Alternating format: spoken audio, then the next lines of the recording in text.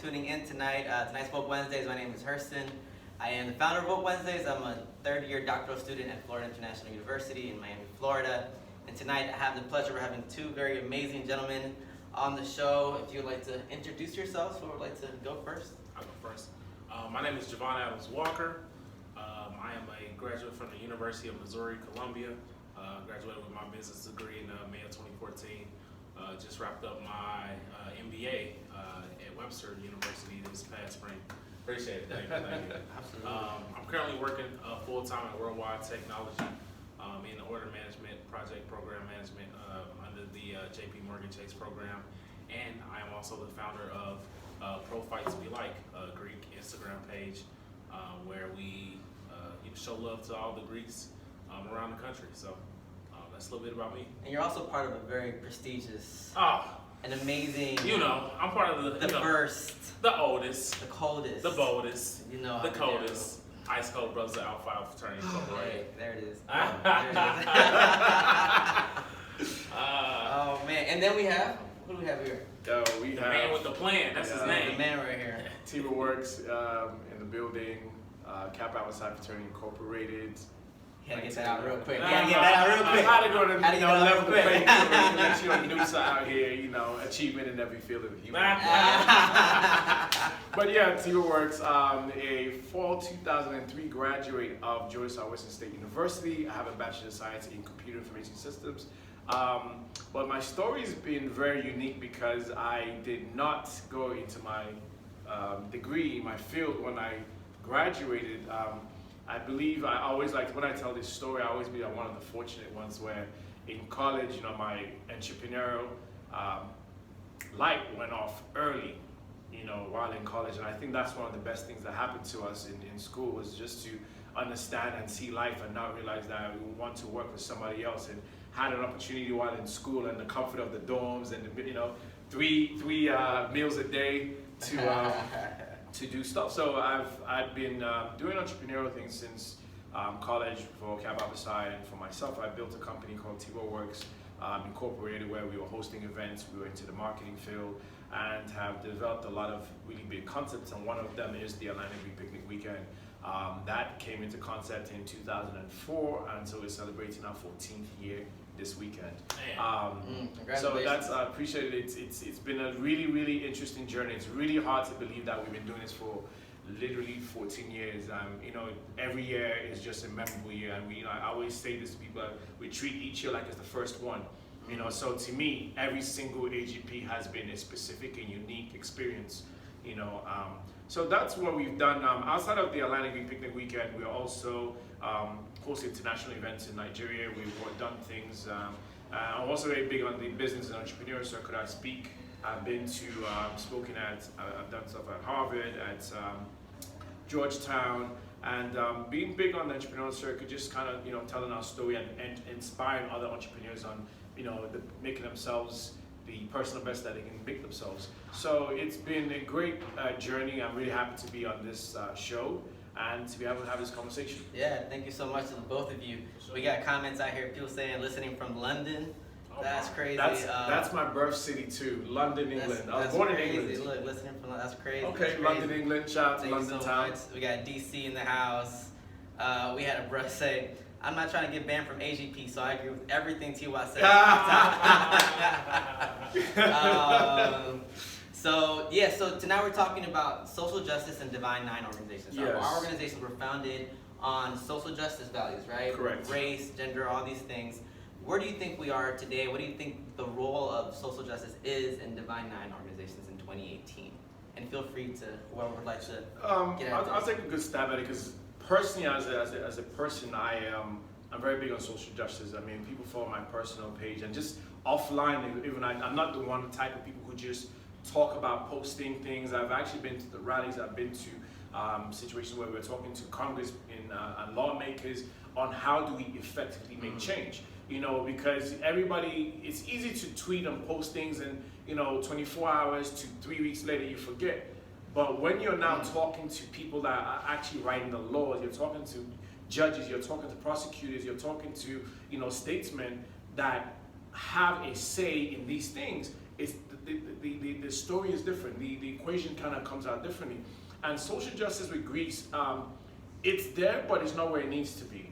You know, because if you know your civil rights history, majority of them were divine Greeks. You know, majority of civil rights leaders were divine Greeks who were taking active steps. But I think what has happened over the years since the 50s and 60s is there's been a comfort that people have fallen into, where with the world now is so far removed from what is happening that because it hasn't happened to you yet, that it's not a big deal. Yes, I will tweet or I'll post and I express my anger, but I don't really take the steps or know the steps on how to fix things. Yes, we get out there and we protest and we get out there, Black Lives Matter, but you're not doing the effective work of changing the laws. You're not voting for your friend who's running for office. You're not finding out these candidates who are locally in your towns and communities that can actually make change, or you're not donating to them because you just feel, nah, I'm not doing that. You know, so social justice gets to the point where for Divine Nine, it can be better than where it currently is. We have to do more, and even with the Greek picnic, we always are big on social justice, and even to have such conversations. And one thing we've done with the Alignment Green platform is we've given people an opportunity that if you're running for office, no matter where you are in the country, you're Divine Nine, we promote you for free. We put your information on there and educate people. So we tell Greek, and now we start watching people who get tagged. And I remember there's a guy.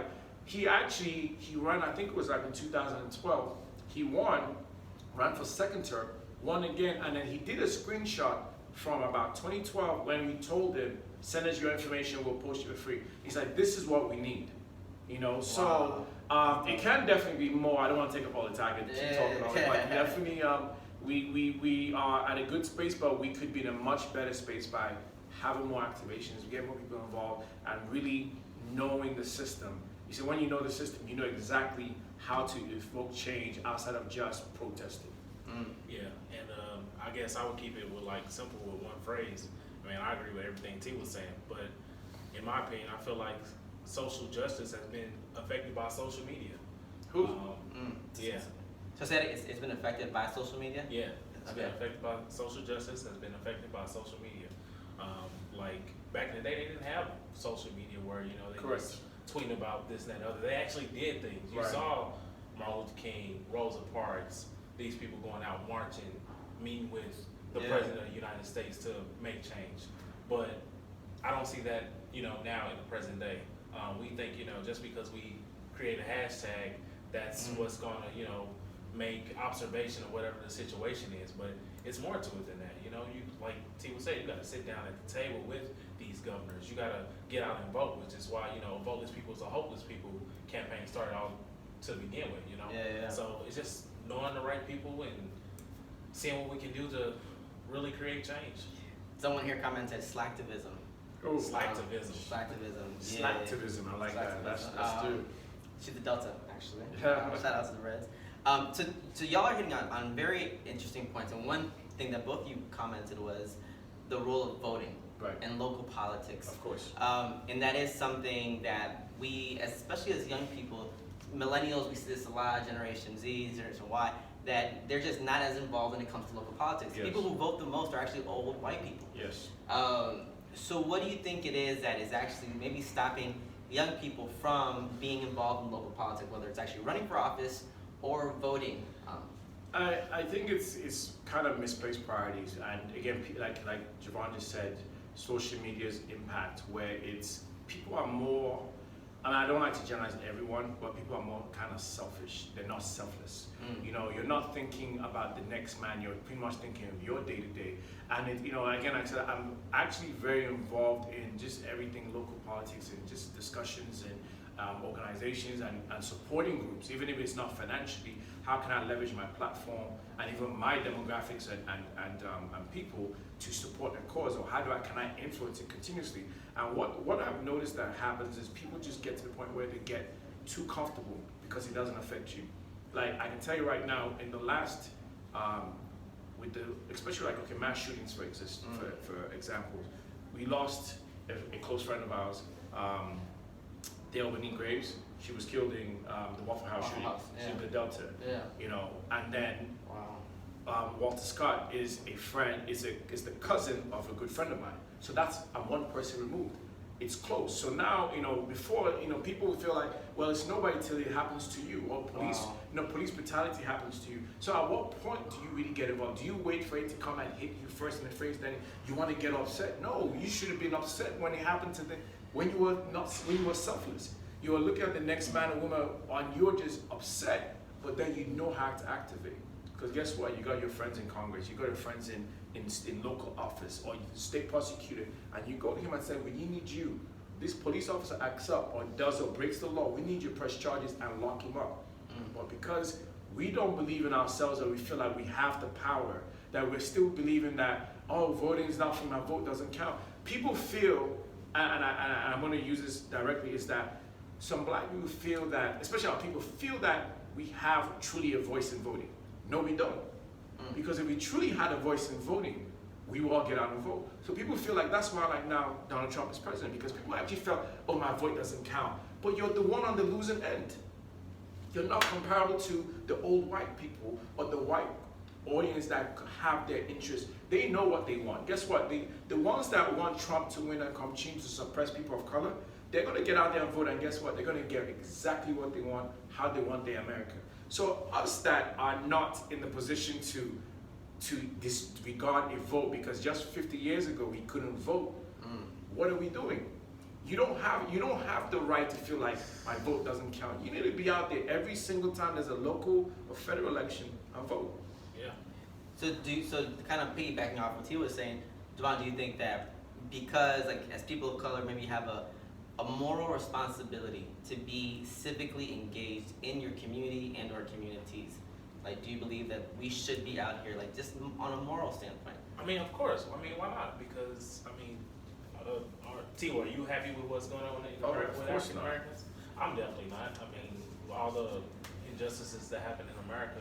And I mean, go back on the voting point. Like, I don't know what it is, but, like, when it comes to voting, we as a people don't do it.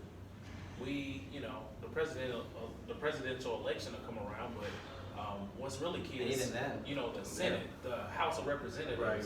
the people, the mayor of your city, that's where it starts, because without voting, nothing's going to change.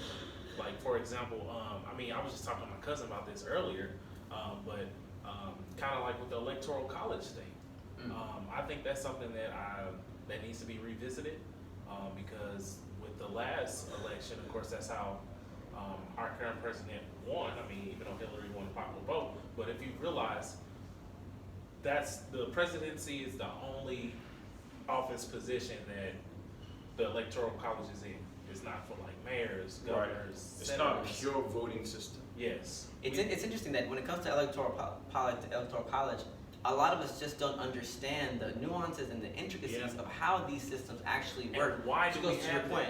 that? Yeah. Like, I mean, of course, like how T was saying how Caucasian people do this and that, but I mean, this was put in the system, a long time ago, before African Americans weren't even able to vote, So real quick, we have a couple questions I've been trying to get at. So we have a question: where do you all stand on the voting for the lesser of two evils in return makes you evil?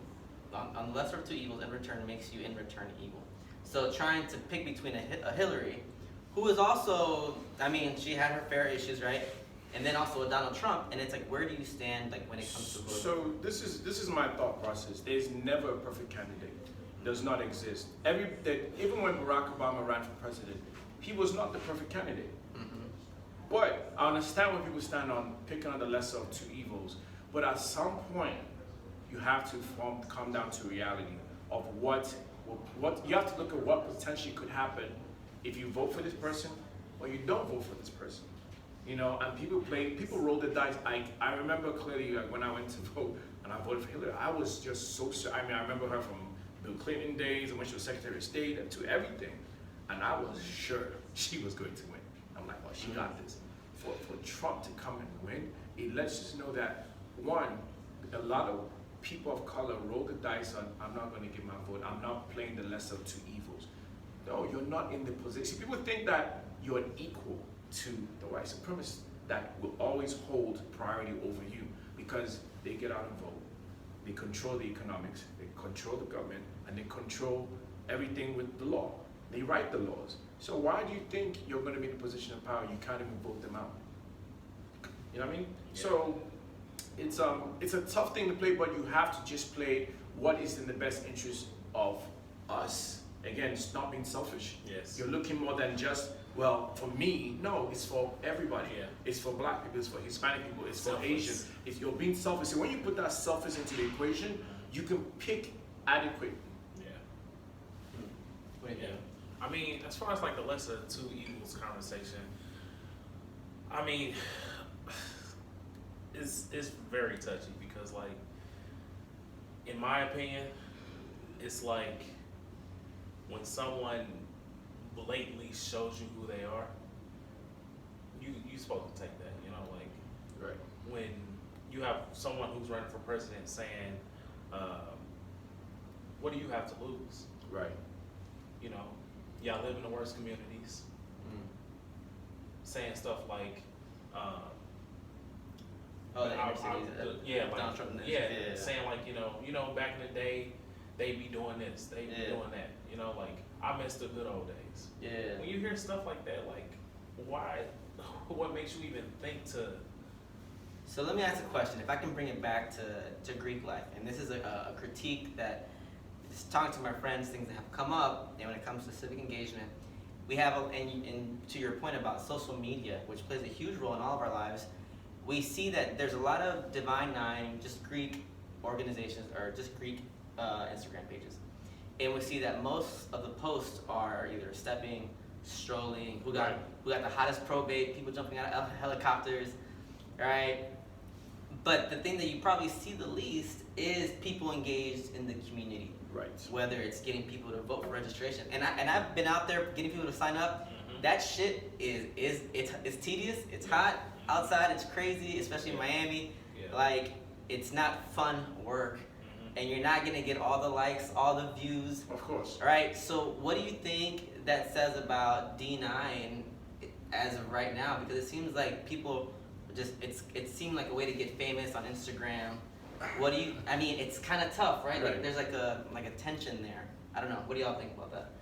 I mean, as far as when it comes to like telling people to vote and this, that, and the other, I don't care less about the likes.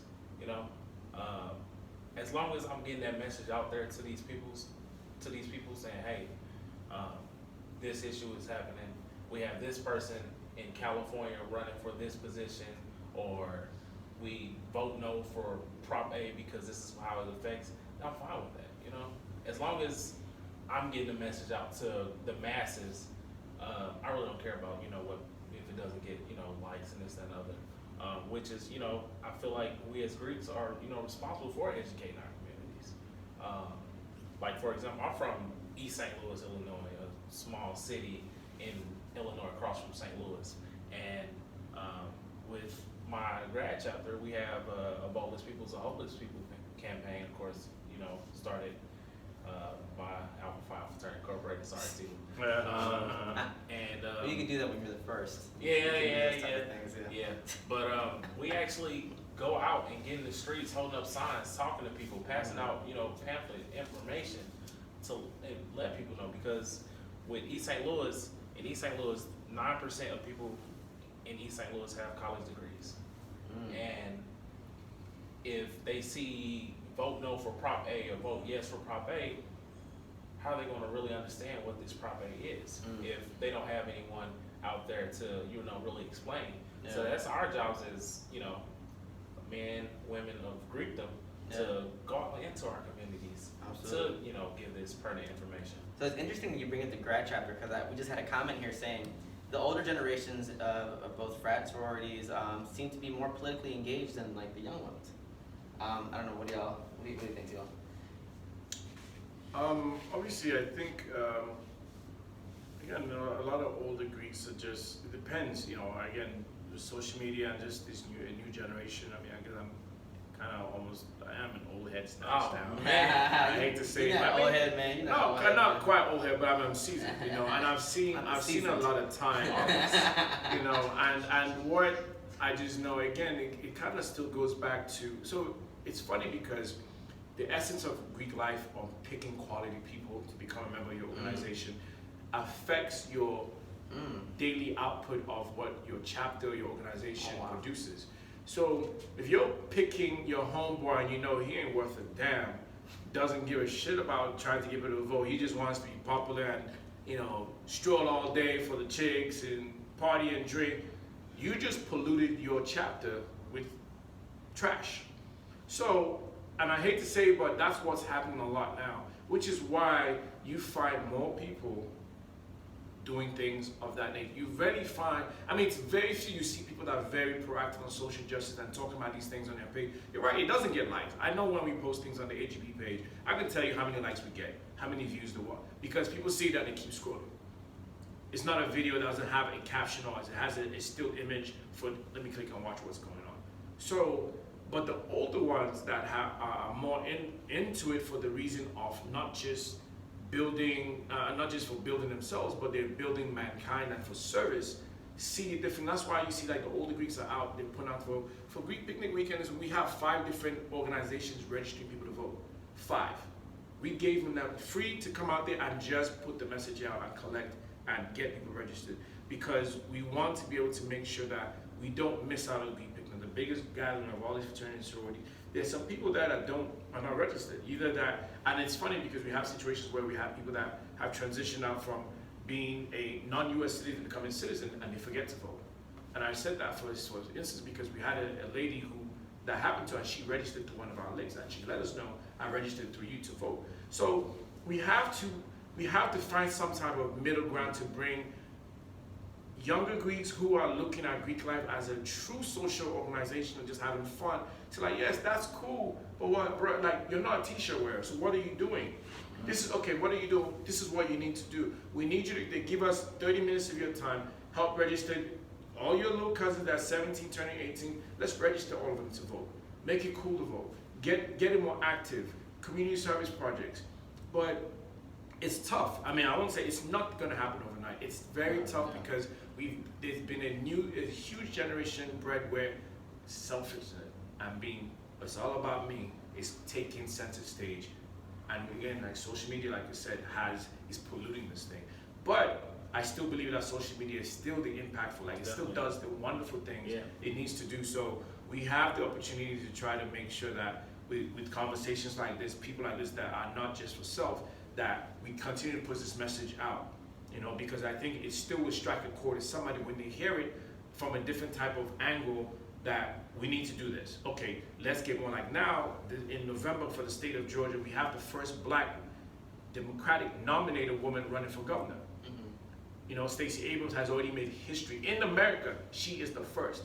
So now, the focus is on Georgia because Georgia is a big economic hub. Either you're flying from here as a connecting town with the Delta for jobs, for everything. Georgia is a big impact, and it's coastline with Savannah for imports. If she wins, and that's going to be from the help of registering a lot of people to go vote, going to the rural areas, and switching voters who are more on the conservative, more or less, you know, side. We need to be able to get people like that in, but it takes our younger generation, because they have that social media impact, and getting them on board to realize that, yo, in 5, 10, 15 years from now, this decision today can affect you big time. And that's part of the problem, that sometimes with young people, we don't think that far ahead. Right. That's just too far ahead. I'm worried about the now. Not only the selfish component, but I'm worried about tomorrow. Like, I'm worried about tonight. What's popping tonight? Yeah. Right? So we're not really thinking in the future like that. We have to. We have to definitely think in the future, because, you know, the hours, minutes, months, days, weeks, months, years, like, we're already in June. It was just December. Yeah. Time is flying. So we just have to be very conscious of this. And again, it's just continue to educate. It's really is talk to who's going to listen. Everybody's not going to listen, but we keep just pushing the message out. It's interesting because in the comments here, people are saying that, well, on the one hand, if people post on social media they're doing community service, then it's like, oh, look, they're finally doing community service. But then if they don't post it, then it's like, oh, they're definitely not doing community service. So it's like, who cares what they say? Exactly. And that's what I was saying. Exactly. I think that's another thing with like social media. Like, we just gotta get out the mindset of like what people think about us. You know, as long as we doing what's right. You know, if my chapter wanna post something, we finally doing community service. Okay, we sorry, we about to pick back up our community service. Y'all gonna see this and y'all gonna give us our life. You know, like you shouldn't care. They shouldn't care about what people say. Now here's a tough question too, because when it comes to D9 especially, and we see this also with MGC, with the Hispanic multicultural organizations, where sometimes we tend to be very pro-race. All right, so D9 might be like very pro-black. The Hispanic organization might be very pro-Latino, pro-immigration. But sometimes we don't have an overlap of it all. Right? Because we also know that black people can be Hispanic, they can be Caribbean, they can be immigrants, Hispanics can be Of course. this. So sometimes it seems like the politics on whatever organization you're in or whatever council you're in, sometimes it's very like one note or maybe one-sided.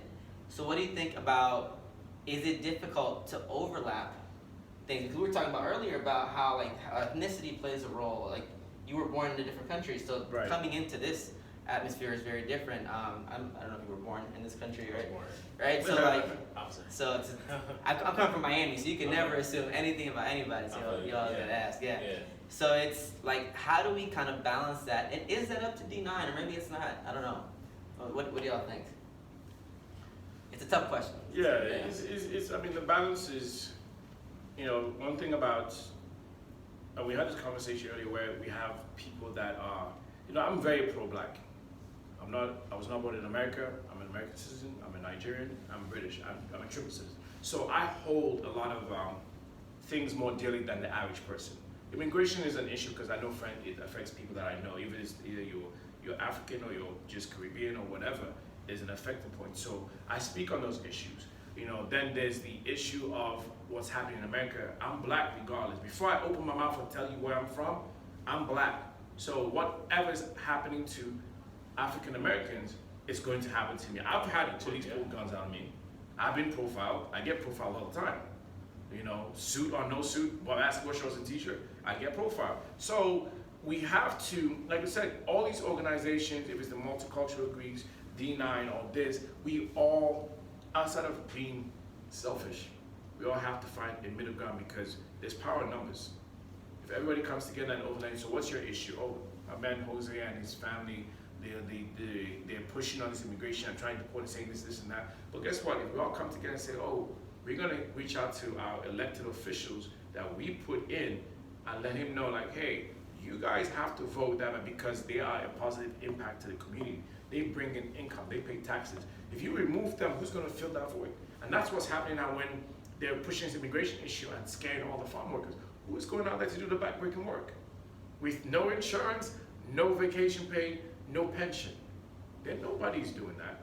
And guess who gets it starts to affect us, the consumers, who buy the daily products of their work. So we have to find that overlap. And again, it's that what's the solution right now? I don't know the solution right now. However, the conversation and bringing continuously people together to say, like, look, we have to do this. And again, I keep going back to programs like this because not everybody does this.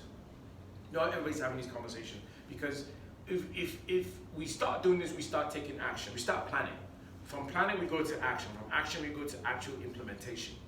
You know, so it's a lot, but I believe it's very doable. And again, we're starting to see things slowly change in pockets of the country. If you watch anything political news or who's running for office, you start to see people are tired of that racist. Like now, you see people are really revolting. If you make a racist comment to anybody and they catch you on camera, they are coming for you. They find your They life. find your life and they destroy it.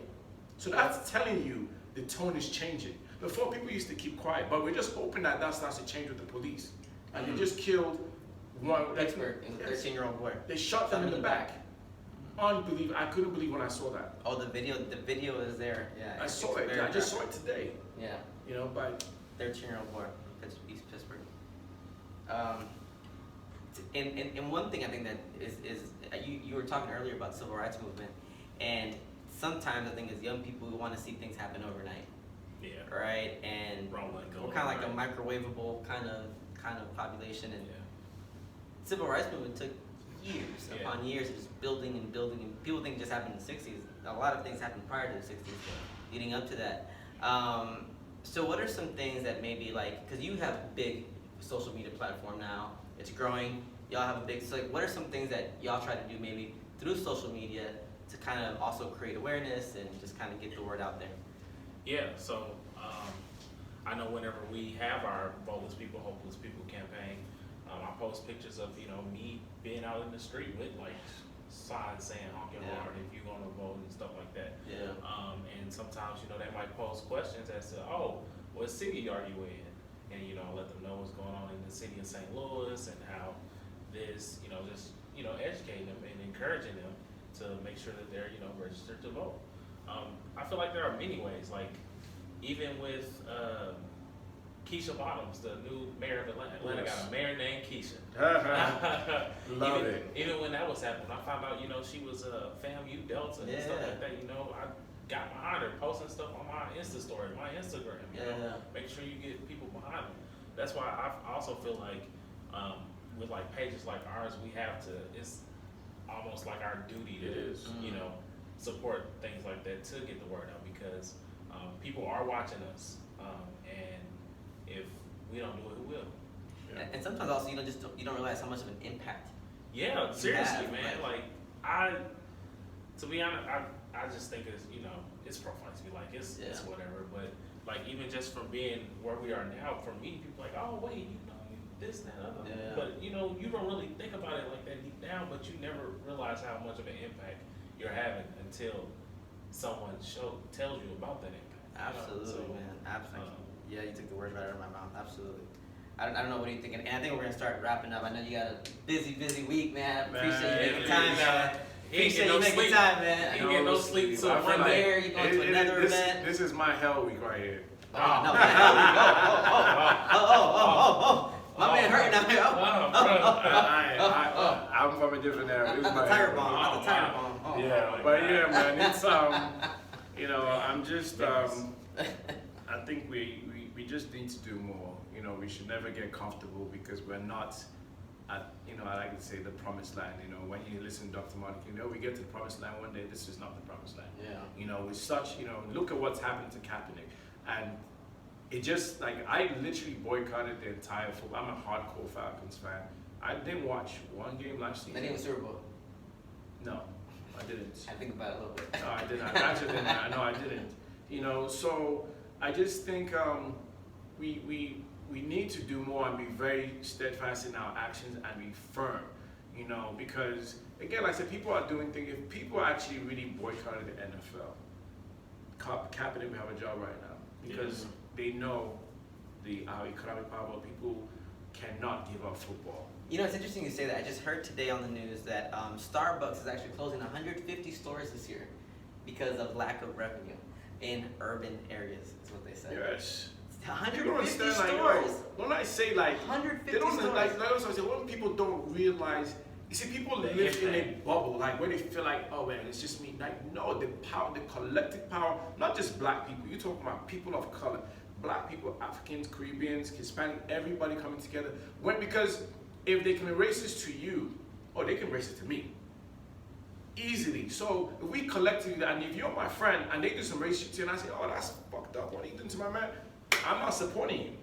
But you see, people need to do that more. And I'm glad it's happened. I'm glad Starbucks is feeling that because the actions of one racist employee making that action is financially crippling them. You gotta hit him in the pockets, man.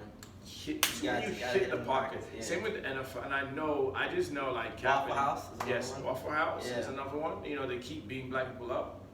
It's happened more than once. That's the thing. That's happened more than once. That's telling you something is going on. If it happens more, I just don't believe, like I said, something's going on out here. We have to take action. We have to. Some parting words. Jay, what you think, man?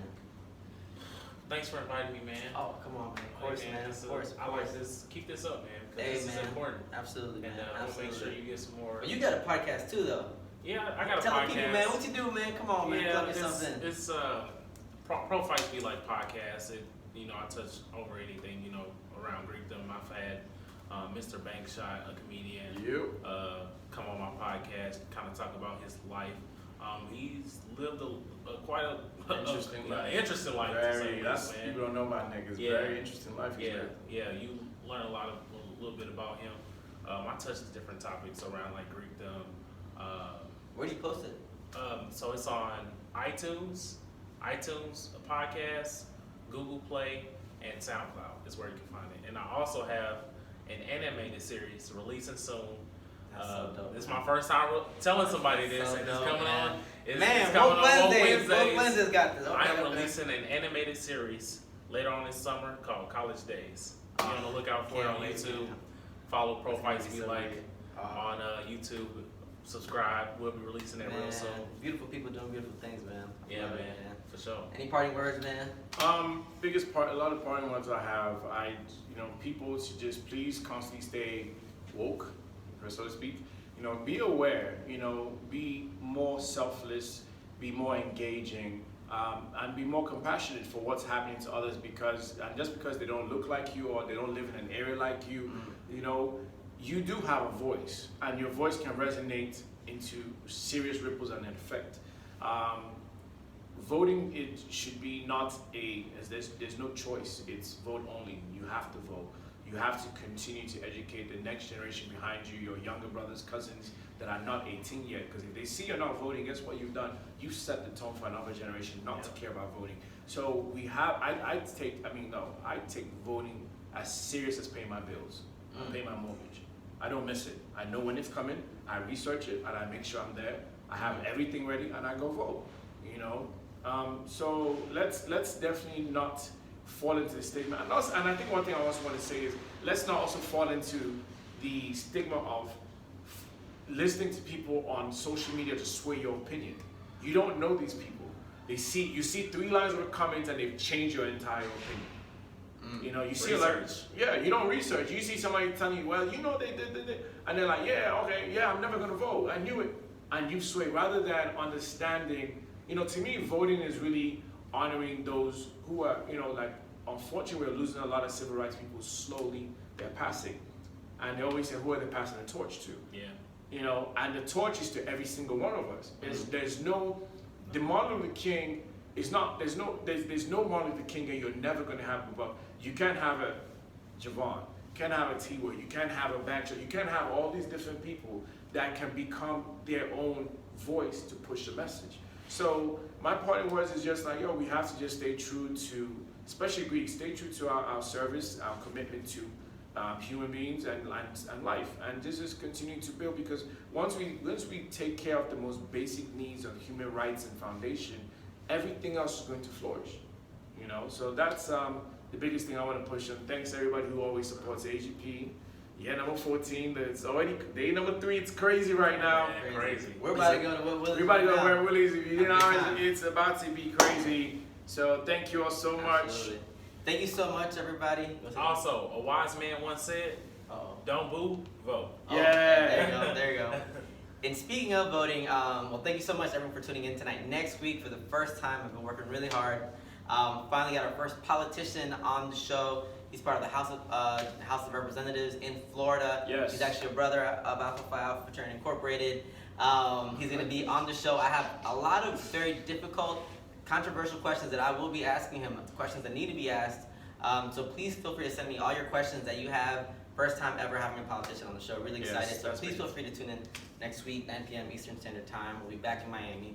Thank you to these amazing gentlemen for speaking on the show. Great stuff, man. Thank you so much. We'll see y'all next week.